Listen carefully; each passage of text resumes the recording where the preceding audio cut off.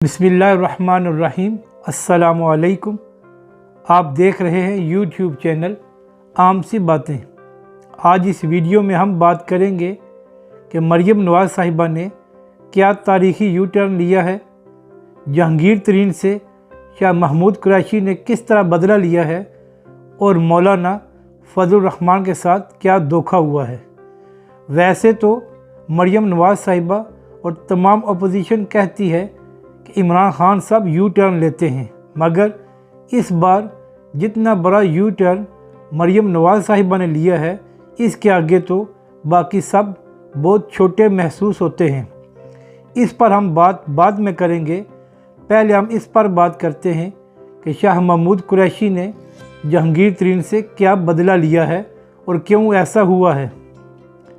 जब 2018 के इलेक्शन हुए, उस वक्त शाह महमूद कुरैशी भी पंजाब के वज़ीर आला के उम्मीदवार थे, इसीलिए उन्होंने एक MPA की नशिस्त से इलेक्शन भी लड़ा था, जो जहांगीर तरीन ने बड़ी मेहनत करके उनको हरवा दिया था। इसके बाद जहांगीर तरीन और शाह महमूद कुरैशी के दरमियान हमेशा ही सर्द जंग का माहौल रहा। इस वक्त जहांगीर तरीन ने एक पूरा ग्रुप बनाया हुआ है जो इमरान खान साहब को ब्लैकमेल कर रहा है और दबाव डाल रहा है कि जहांगीर तरीन के केसेस को ठंडा किया जाए और उनको आगे ना बढ़ाया जाए। तो इस बात का फ़ायदा उठाते हुए शाह महमूद कुरैशी ने एक तकरीब में ख़िताब करते हुए कहा है कि इमरान खान साहब को हुकूमत कोई अतिये में नहीं मिली, बल्कि 22 साल की जद्दोजहद से मिली है।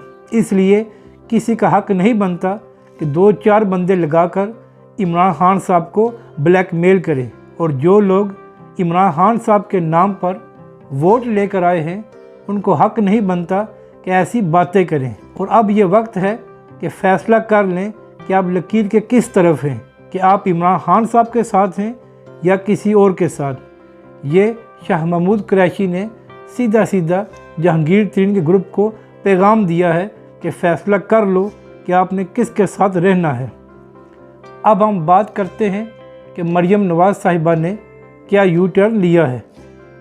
जब PDM का इत्तेहाद बना तो उसका वाहिद और यकता मकसद यही था कि जितना जल्दी हो सके इमरान खान साहब की हुकूमत को ख़त्म किया जाए और नए इलेक्शन हों।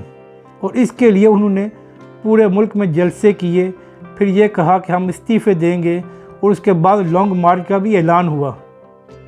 और अब अचानक मरियम नवाज़ साहिबा ने 2 दिन पहले एक इंटरव्यू में कहा है कि हम ये चाहते हैं कि यह हुकूमत 5 साल पूरे करे, ताकि ये लोगों के सामने एक्सपोज हों और ये इलेक्शन में मज़लूम बनकर ना चले जाएं।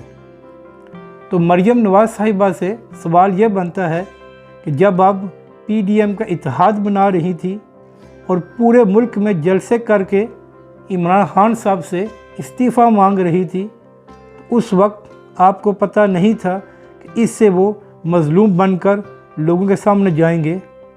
तो इस बात का एक ही मतलब है कि जो काफ़ी अरसे से मरियम नवाज़ साहिबा के लिए बातचीत हो रही है कि वो बाहर जाना चाहती हैं, तो उसके लिए इन्होंने ये अपना बयानिया तब्दील किया है ताकि बाहर जाने के लिए राह हमवार हो सके।